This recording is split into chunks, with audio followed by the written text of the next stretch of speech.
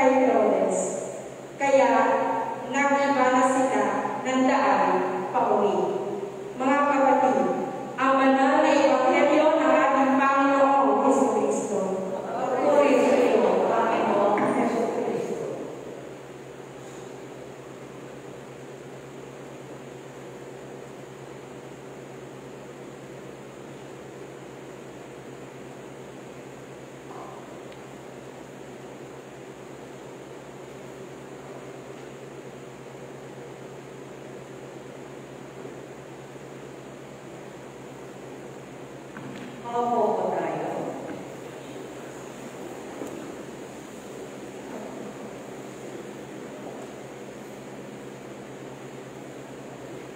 Magandang umaga sa lahat. Happy Feast of the Holy Family. Panawagan po natin ang mga Panginoon. Ang first Sunday, right after Christmas, ay kamistahan ng Sagrada Pamilya ng Holy Family. And right after that is tatlong mabibigan na festivity ang mayroon within right after Christmas, Feast of Saint John Evangelist, that is December 27th, Feast of the Holy Innocent, and the Feast of the Holy Family. Tama ngayon ay Feast of the Holy Family. Kapag po ng aking mensahe, Paskong 2020, Paskong ipinramdam sa atin ng Diyos na mas kailangan natin siya sa ating pamilya. Sa ngalan ng Ama, ng Anak, ng Espiritu Santo. Amen. Iba ang karanasan ng Pasko noon at ngayon. Tayo na sa panahon ng extraordinary pagdiriwang ng kapistahan ng kapasuhan. Kung dati nakasanayan natin na dumaraan ang Pasko, ngunit ngayon naging daan ito upang umasa ang karamihan sa Diyos na isang masaya at mapayapang kapasuhan. Naging ganap na ang pag-alaga natin sapagkat iniluwan na ang manliligtas. Ipinamako sa atin na sa panahon na ito may plano ang Diyos pagdating ni Diyos. Ang ating gospel ngayon, mga minamahal na kapatid, ay patungkol sa kasaysayan ng pagtakas mula sa Egipto. Ang unang presentation ng gospel is all about the Trinity. Tatlong mga pantas na nag-present kay Jesus ng kanilang mga offering. I will not discuss about that dahil magiging gospel yan sa darating na Epiphany Sunday. Ang karanasan ito ay nasaan din sa Isaiah ni Moises at ang Israel mula sa kalupitan ng pagkalipin nila at kung paano sila naligtas ng Diyos. Makikita po natin na presentation pagkatapos ng pagkalaw ng tatlong bantas, nagpakita ang Panginoon kay Jesus sa pagitan ng panaginip na umalis na sila doon dahil may kasamang balak si Herodes sa kanila. Ipinapatay ang maliliit na batang lalaki dahil sa alaala at takot ni Herodes sa maraming propesiya sa pagsilang ng Mesiyas, kaya dahil sila ipapatay lahat ng batang lalaki. Ang kapanakan nito sila ng isang banta sa mga nakahating puri. May dalawang puri ang tao, ang hating namo. Ang puring nagahari at ang puring inaapi. Dalawa yung dalawang class of society na meron tayo. Puring inaapi at puring mamaapi. Ang tanong, saan tayo doon? Kaya, kung ating titignan, napagpakita ang Panginoon sa pagitan ng panaginip, pinabalik sila sa Egipto. Ang pagbabalik nito ay nagpasa ng isang malaking pagbabago at pagliligtas. Hindi lamang si Herodes ang nagtanggap sa buhay ng batang si Jesus, ngunit maging ang sumunod pang umalit sa kanya. Nagtungo sila sa Galilea at sa Nazareth siya'y nanirahan. Kaya ang tawag kay Jesus ay Jesus Nazareno o Jesus na taga Nazareth. Kaya magkakita, nagtatanong, ano ko naman kapitilo ni Jesus? Binabagsak natin na siya'y Nazareno dahil doon siya tumira. Noong unang panahon, kung saan ka tumira, doon ang bagsak sa'yo. Or either kung anong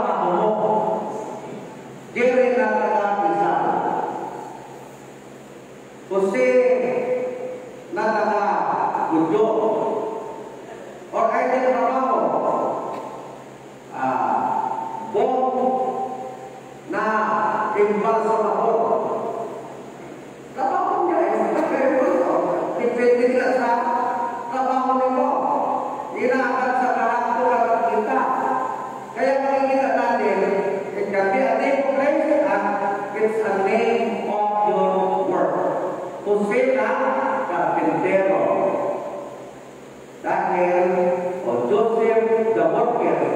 Ganun lang yung mga unang panahon. Ngayon, ang pamilya ay sumunod kay Jesus o kay sa Diyos. They follow God.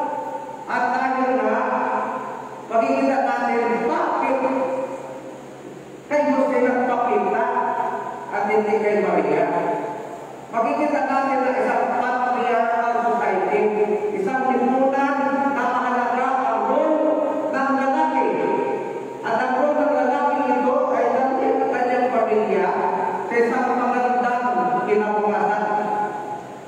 Ito rin sa buhay natin na ang lalaki sa ating lipunan, siya dapat yung nagdadala sa simbahan, sa magandang buhay.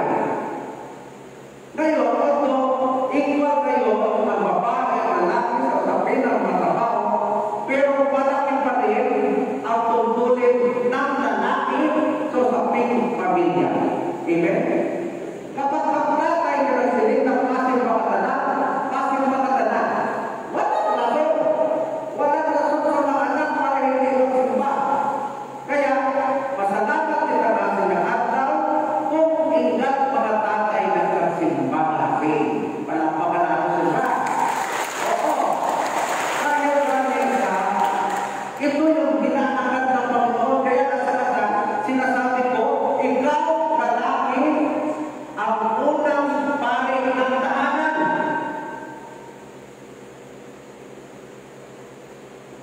Unang pari ng tahanan. Ikaw babae ang siyang ilaw ng tahanan. Na siyang pagkulang titingnan si Jose at si Maria yung sinunod kaya si Jesus, lumaki na mayroong wisdom because ang wisdom ay nagmumula sa knowledge from God. Isinasaad ng ating Ebanghelyo ngayon ay mga nangyayari sa mga anak ni Jesus ay naglalarawan na walang alinmang makakapigil sa kagalakan at kapasam ng mga tao sa kanyang huling pagdating. Ang Pasko ngayon ay naging daan upang taglagin ng marami sa ating ang pagtitiis makamit lamang ang bagong pag-asa. Noong Pasko dito sa Katedral, hindi ganun karami ang nagsimba. Ini-expect namin na marami, pero anak ito lang, ito dito. Then, tinignan mo sa Facebook, umawas ang mga kapilya. Doon maraming tao, wala dito nagpapasko, tiniis ng tao na hindi pumunta because there is a protocol. Which it is good. Maganda. Tinignan mo pa rin yung mga kapilya, pero dito sa atin, sa undungan, masuraan ang undungan mo sa isang bata. Kaya panawakan natin. Ito. Kapag na yung nangyari, ay tiniis natin yan. Although ang Pilipinas ngayon, on record, the longest lockdown ever in the world. Tiniis natin, kung una nga talagang iniisip ko, patawa ko muna, nung unang nakalaw ng March 16. Noong unang nakalaw ng March 16, may kopyo, yung mga manginsa hindi pa pamuyo, lahat-lahat, wala pang biyahe. Ay, di nagtatapa ako. Ay, yung mga pagkabentano, tumahil kopyo, kapit na muna, wala pang virus, wala virus. Ay, kung nilaktan na kaya, wala naman nakapapakot dito. Titignan, ako yung gusto mag-investigate ng palasyon ay kung tutusin, hindi na kailangan na tutusin ba? Dahil kung ako na wala na pumasok. Close naman. Pumasok lang naman yung bayan dito na bumukas na balik probinsya. Anyway, those were the days, past is past, but we need to have a lesson. Ang magandang lesson dito, sumusunod tayo dahil gusto natin maging masaya ang lahat. Amen? Ang pagdating ni Jesus ay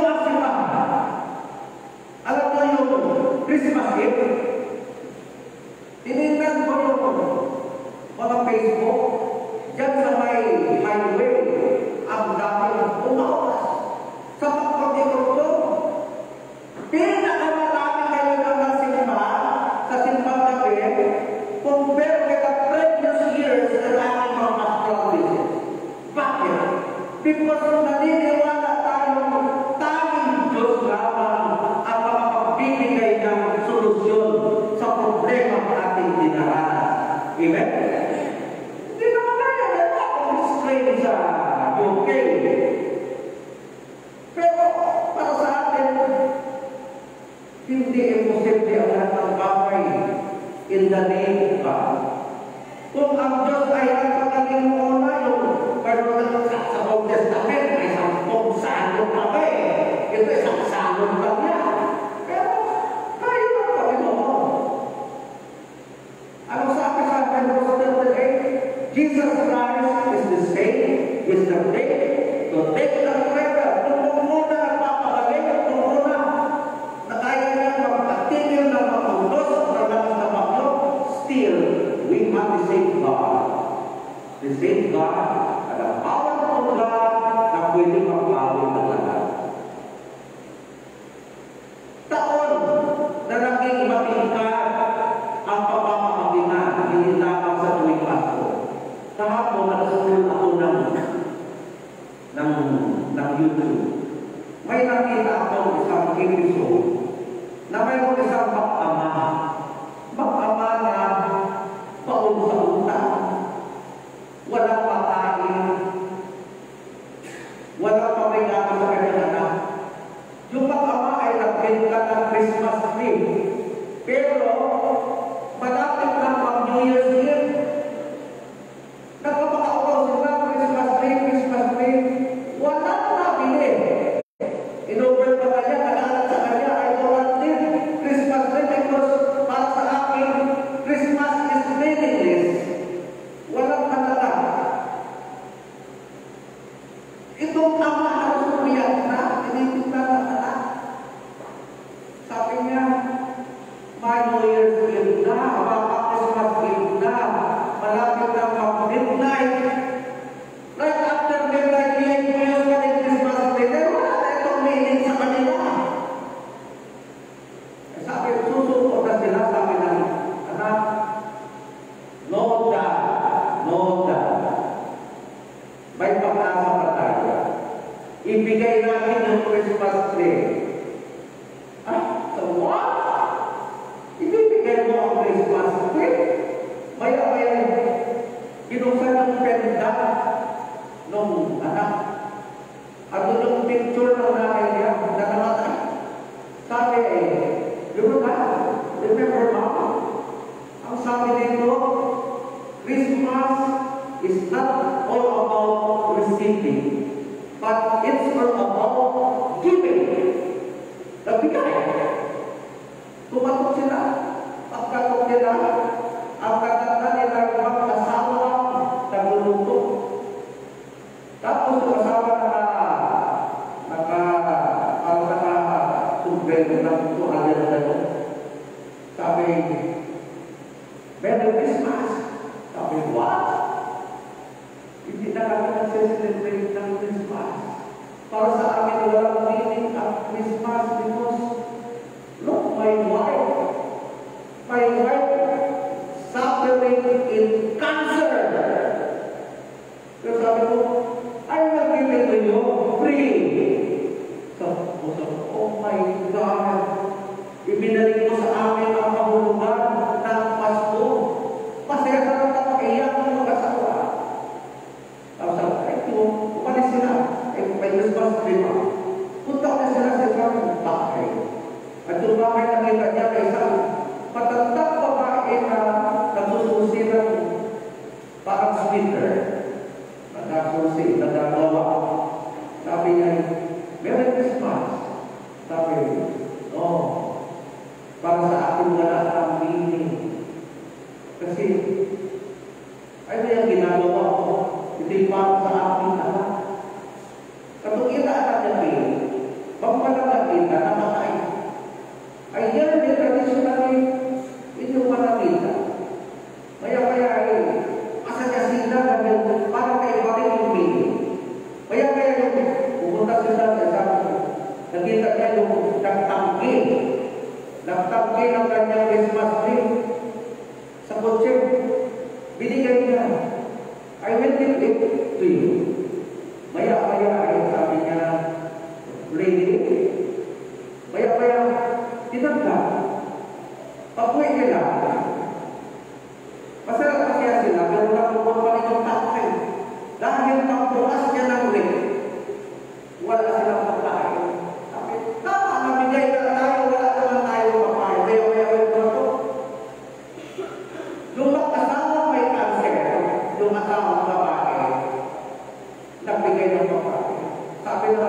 see that Christmas is not all about receiving, but it is giving. Nagbigay sa kanila. Sa kabila na kami ay may kansay pasama ko, naramdaman mo still ang spirit ng Christmas ang tunay. Kaya tumingin yung ama sa wala man lang akong maibibigay sa iyo. Dumating yung babae na natutulse. Ibinigay yung kanyang tulse para ito sa anak ko, pero ito isang tradisyon na ibibigay ko sa anak. Makuha yung anak. Ang pinakamatinding gusto. May dumating na lalaki, makita niya yung bill. Dahil at midnight, palalayasin na sila dahil wala sila magbayad sa nila. Umiyak yung ama, paano ito? Ay ang isog ako nayakin. Napakatapang. Sabi, kung wala kayong magbayad, yung beto kita. Sabi ng tatay, wala pang Christmas ang lang, bigyan nila kami ng konting alawas. No, sabi ng lalaki. Maya-maya may dumating na babae. Sabi niya, no, sabi niya, yung sama niya pala yun. Uy, wag yan. Kailangan mo yung dalawa? Yes. Siya yung kanina kung bakit nagpasok tayong dalawa ngayon. Yun pala, kaya init ang ulo ng babae. Mapay na sila ng divorce. Aking alay na. Pero kung sa Christmas night, ay balik yung magandang lago. Nung malapit na lalaki na siya, yung pamilya, yung bagay na, para nagbalik sila ng kasama, tinungin yung punta. Pray na ito. Hindi ang lalaki. That's the spirit of Christmas. Christmas is not all about giving or receiving, but it's all about giving. Ngayon, my dear brothers and sisters in Christ, makikita natin na naipadama ng Diyos na nariyan siya, nagkakaroon ng mabuting buhay at hindi na kaminado. Marami ang nakakarumawa ng pamimigay na tumas na pagtulong para magkaroon ng buhay sa iba. Wala namang magandang damit at hanggang patuloy naman tayo naiiyak ng Diyos at minumuso ng kanyang pag-ibig at kanila. Gusto natin lahat, makikita natin, iba ang naging landscape ng Christmas ngayon. It's all about giving. Kaya makikita natin halos lahat, nagiging giving. Nagbibigay tayo. Ang simbahan, buhay na buhay sa giving. Bakit? May giving ulit ang mga youths. Sa kaya may giving ulit. Because ito yung nakikita, the more na nagbibigay tayo, nakakagbibigay tayo ng buhay para sa iba. Amen? At nakalang tayo sa mga pagtagda, pero hindi yung tubig. Gusto natin lahat, bago sa tuwing mas, pagsabi ng Pasko, ngunit ngayon, ayaw natin sa bako. Sa ngayon, ayaw natin sa bako. Sa bakong balita, na may bagong kaso ng tubig, ayaw natin parigyan. Ayaw natin ang bakong straight. Gusto natin ay magkaroon tayo ng solusyon sa lahat ng bagay. Sapat na ang nararamdaman natin ang Diyos na ilalagay tayo sa kapamakan at pagsakit paglapit niya sa atin. Upang sa ating tumuhin ang kanyang tahanan ay siya ating pagwakit. Hapon sa pamilya.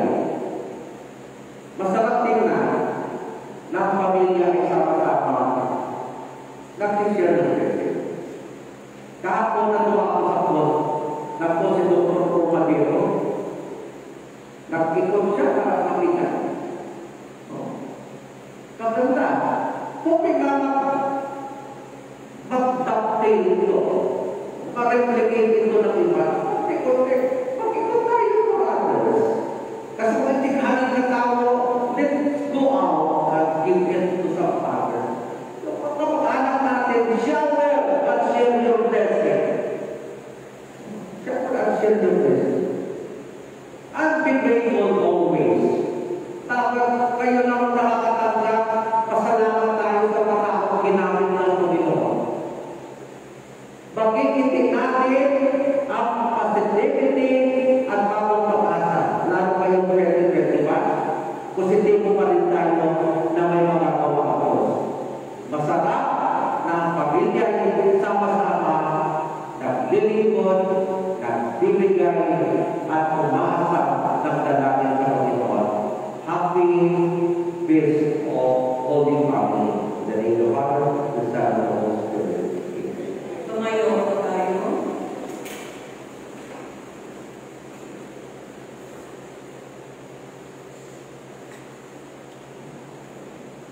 Sabay-sabay po natin kaya ng ating dito. Tumatawag tayo Diyos.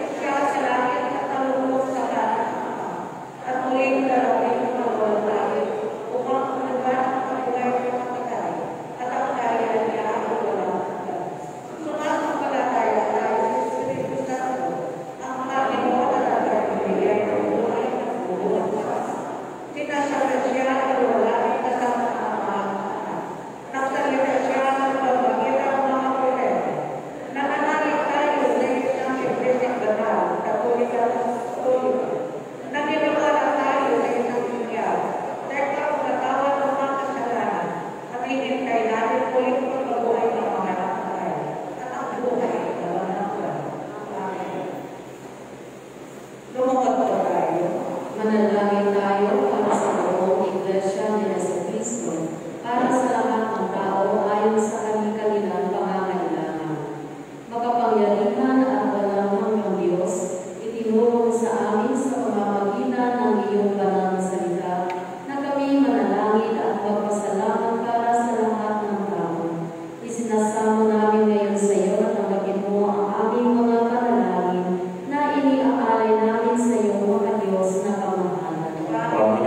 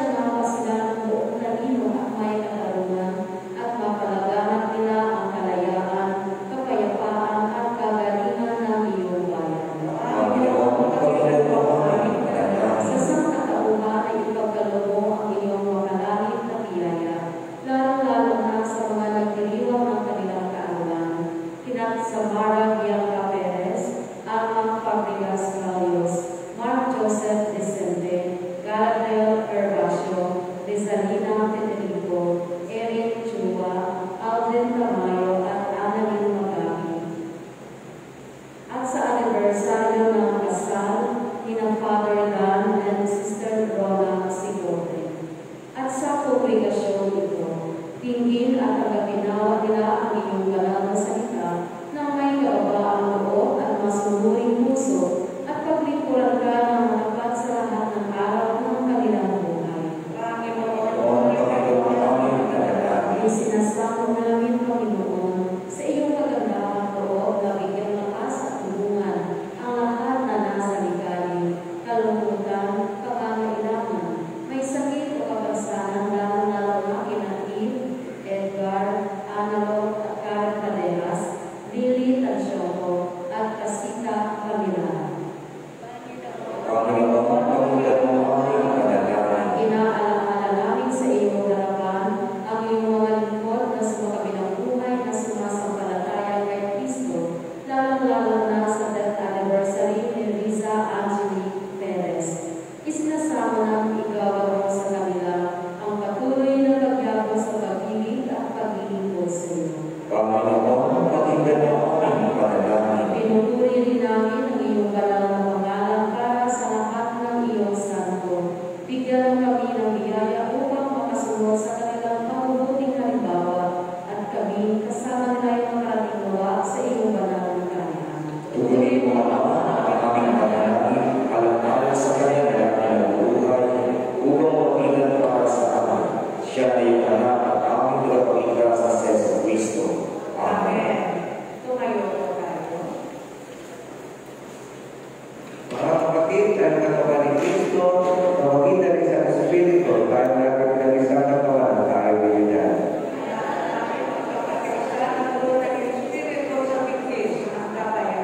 Ang kapayapaan ng Panginoon ay laging sumayin. Peace of the Lord be with you all.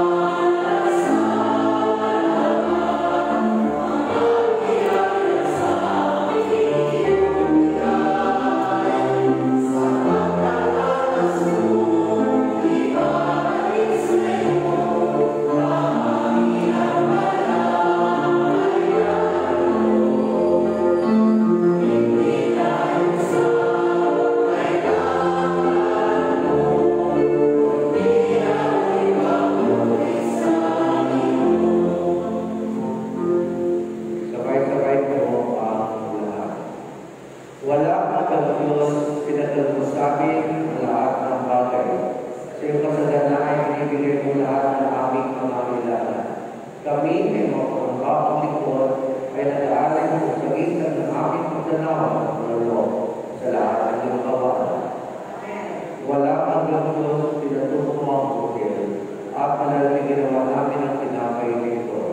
Inialay namin ito sa iyo kung sayang maging tinapay ng buhay. Pagkaroon mo na kaming kagad nito, ay mapuno ng iyong biyay at pagkaroon sa bigis ng pag-ibigan. Mapangyarihan Diyos, sa pinong anak na ito na aming ginawa mula sa mga kaloob. Ito na may maging ng spiritual namin, upang kaming kagad ng hindi makasigla at ang bago sa pag-ibig sa iyo. Maraming salamat. Thank you very much.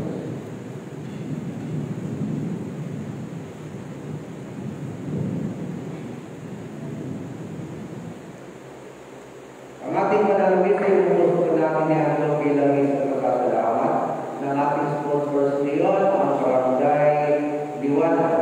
Kaya din sa mga nagtanimo ng kanilang karawan sa araw sa linggo, lalo-lalo na kay Sister Clear Garinsa. Sa pangalan sa palit ng karamdaman, sa mga nangangailangan ng ating mga panalangin, at kaya din sa mga biktima ng COVID, naway kapagalingan ng Panginoon ay mapas sa kanila. Kaya manalangin tayo kapatid, ang ating hangin ay maging malakas sa Diyos ang mga makapangyarihan. Ang gabi na ang Panginoon, natin nayan sa pagbubuhay at nalong natin ang kanyang pangalan. Sa ating ikabubuti at ang kanyang iglesia. Ang Panginoon ay sumayin. Itaas ang Panginoon. Itinaas namin sa Panginoon. Pasalamat tayo sa ating Panginoon. Matuwid, kasalanan sa kasalanan at matuwid. Tunay na matuwid. Aming tungkulin at kaligulan. Lagi at saan man ay pasalamatan ka namin. O Panginoon, manalaman, makapangyarihan ka naman ng Diyos. Sapagkat iyong binigay sa Isang Kristo ang iyong kaisa-isa na ipinanganak para sa amin. Siya ang kamagitan ng mga pangyarihang lakas ng Espiritu Santo, kaya naging tunay na tao sa sinapupunan ni Maria na kanyang ina. Upang kami na iniligtas mula sa pagkalipin ng kasalanan, ay makatanggap ng kapangyarihan na maging anak ng Diyos. Kaya kasama ng anghel at mga anghel at lahat ng kalipunan ng langit, buong kagalakan namin pinahayag ng iyong kabalatigan. Lagi na pupuri sa iyo at nagsasabi, Wala!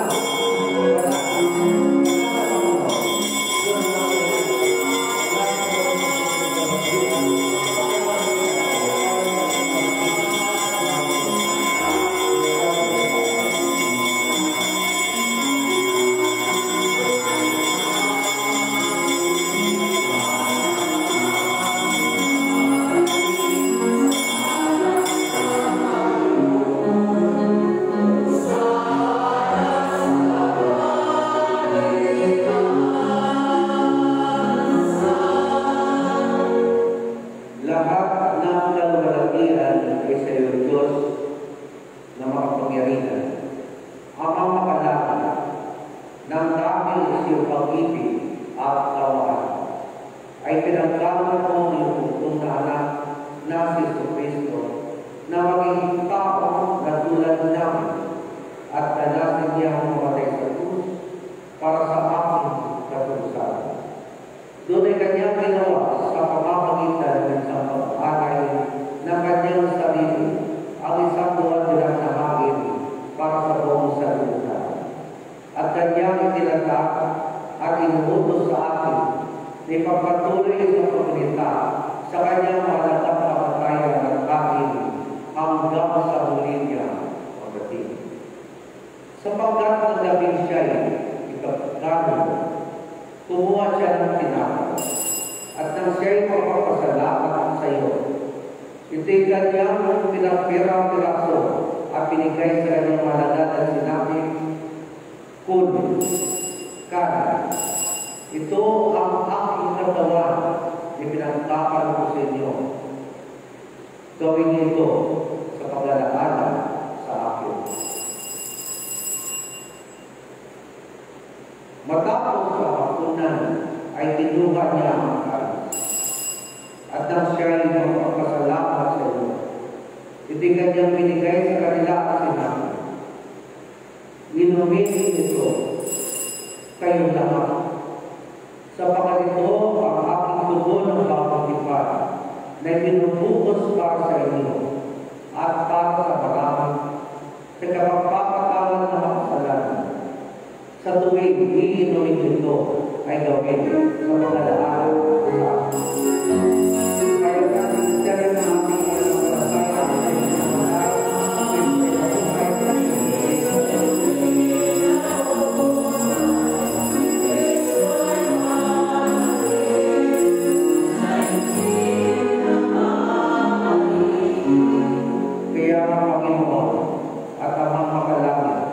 ginaganap namin na iyong mga maglingkod ang pag-alaala ng iniutos yung anak. Sa amin pagkalitas sa kanyang pinagpalang pagpapakasakit at halagang mamatay. Sa kanyang mapangyarihang pagkabuhay na muli at maluwalhating pamakyat sa langit. At sa aming paghihintay sa kanyang maluwalhating pagkabalik ay aming inaalis sa iyo kung kinakay ng buhay at itong kalis ng kanyang. At kasama ng araw na ito ay aming inihalay ang aming mga sarili at isinasama namin sa iyo na tanggapin sa mga lamang ng tao kung aming may kaputi at pasasalamat. Buti naman sa kapangyarihan ng Espiritu Santo ay pagkalayo ng panalin itong tinapay at alam. Upang sa amin maging mahal-mahal ang katawan at tunay yung anak na Jesucristo. Naway ang lahat ng katanggap ng banal na komuniko ay mapuspos yung biyay at pakalamang ng kapatid at maging kaisang katawan niya upang siya'y manaman sa amin at kami sa kanya. At naman kami sinasadapat ang palay na kayo ng mga kaya may sinasama namin sa gabi, itong aming tungkulin at paglilingkod sa magitan ng Jesucristo na aming Panginoon sa pamamagitan niya at kasama niya at sa Kanya na kailangan Espiritu Santo ang lahat ng marangal sa Diyos o ang mga makapangyarihan ngayon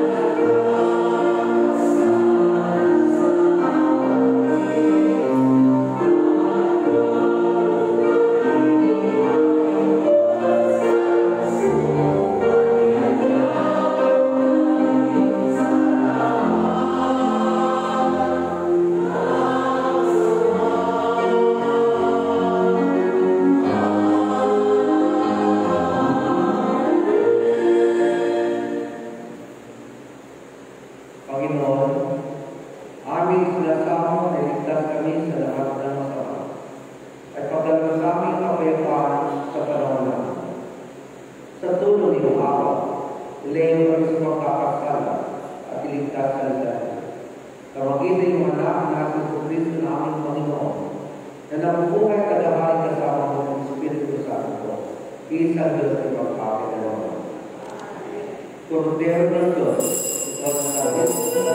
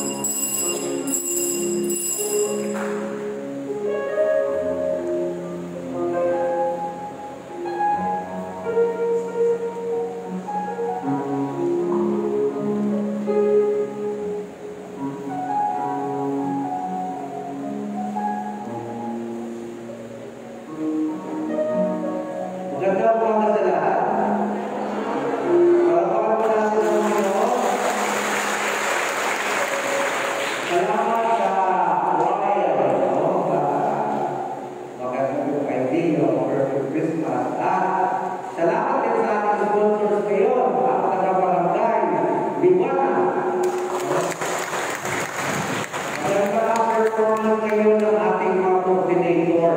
Kaya natin natin na magagaling ang mga coordinator ngayon. Kaya ang mga barangay natin ngayon sa poblasyon ay buhay na buhay. Kaya palakpakan po natin yung ating mga coordinator. Ngayon, ang ating ayaw mong mobile app ay patuloy po. Dapat lahat ng member ay pwede ito sa Android eh. Lahat ng member dapat mag-download ay load sa inyong cellphone. Kasi notify doon ang mga programa ng simbahan. Remember, first ever ito sa buong IMI, wala kang ibang diocese na mayroong mobile application. Kami ang ating diocese. Kaya, pagdating na, ang first time ay may marupa sa religious ito. Sipihira ang mayroong simbahan na mayroong mobile application. Kaya, kung kailangan kayo mag-download, maraming kabataan dito ang pwede.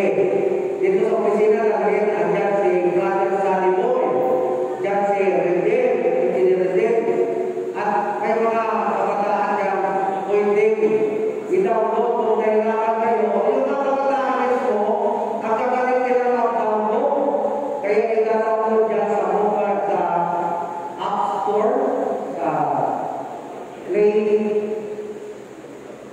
Store. Patanda mo, yun na, ayat na ito. So, ang mga leader ay mayroong induction at sponsor opening and commissioning sa January 1, 7:30 a.m. Kaya dito lahat at walang liturgy sa mga kapilya sa January 1. Tunaan na ako ka 2021 na karamo ka sa simba. Dahil kadalasan apila-pila ay ating dahil 2021 malakas ang challenge sa atin na maglaro tayo magparami kasi mahalaga pag nagtatanong si tatay at si nanay, mahalaga ang sila na pamumor. Dapat magpamumor kita sa dalawang na karamot para sa simba sa katedral. Amen? O, pagkaibig ka mo na simba at kasimba. Kadalasan kasi, laging nasa pilit nila. Abang lang kita sa New Year's Eve, pagkasumaka wala. Maramo kita sa Christmas Eve, pagka wala. Abang ramo sa Biyernes Santo, pagkatunay ko sa pagkabuhay, wala. Ano ba nga sa Fernando mo ang silito natin? Oo, kung galing ko na lang kalaman ang pagkita. Mahabot ang pagkita mo sa itla. Ay kasi, wala ko kita. Then, ang ating cluster evangelical galing ay sa December 30. December 30, ang poblasyon, Dapawan at Amatong PDA cluster ay dito sa katedral. Ano oras natin gawin ang Lisa? 7, 8, alas 8 ng umaga ang misa. Depende sa cluster kung anong oras ang inyong misa. Nanghirap tayo mga pare sa ibang cluster para patutunan yung pangangailangan ng kulang na pare. Pero okay? Ang ating New Year's Eve Mass, dalawa pa rin. Isang alas 6 at isang alas 8 ng gabi. Kaya dalawa pa rin yung misa para yung mga matatanda ay makukunin sa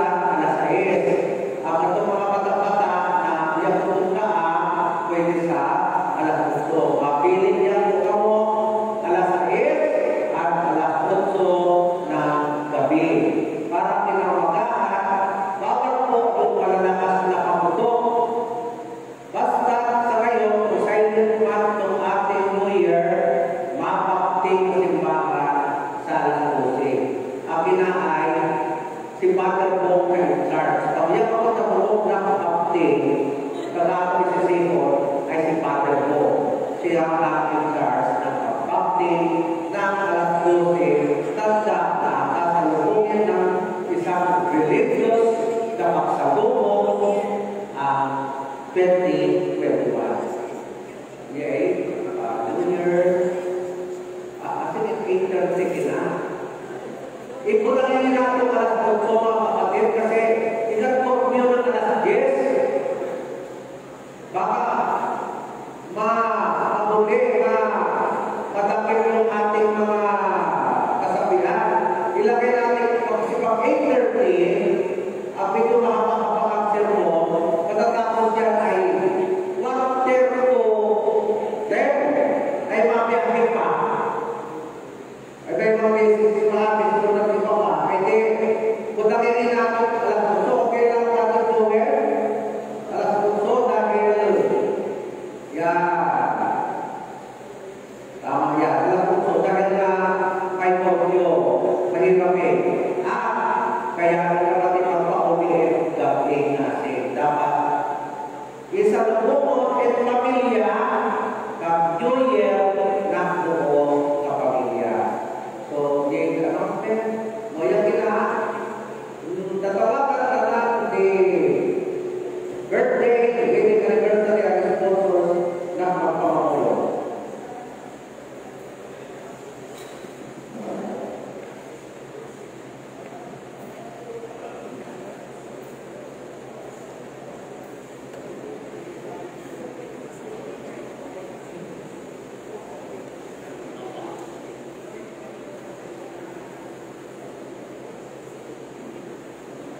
Bago ka lang pagpuyo, mayroon tayong virtual program pala ng Evangelical Rally, December 30, alas 10. Makikita sa IFI Room Facebook and IFI Room mobile application.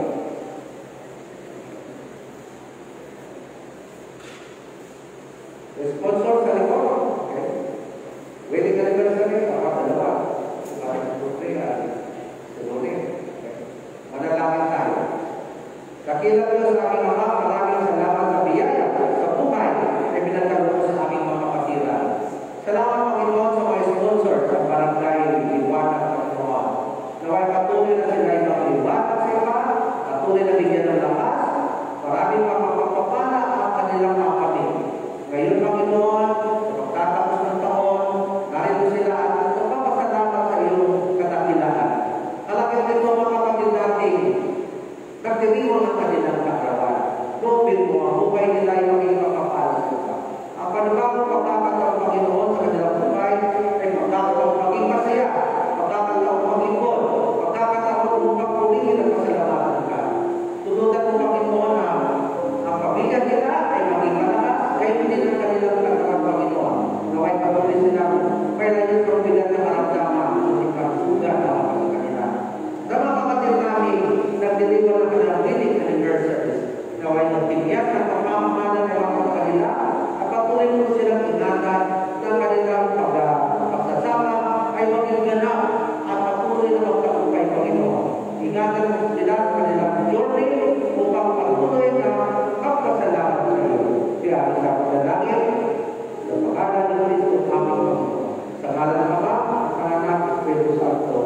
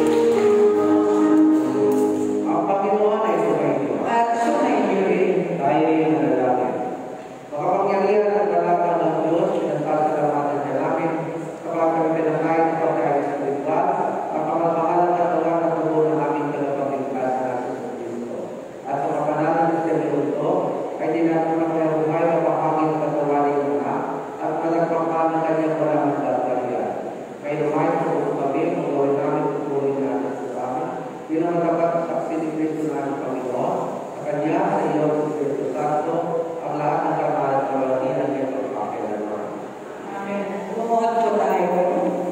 Pagpalain nawa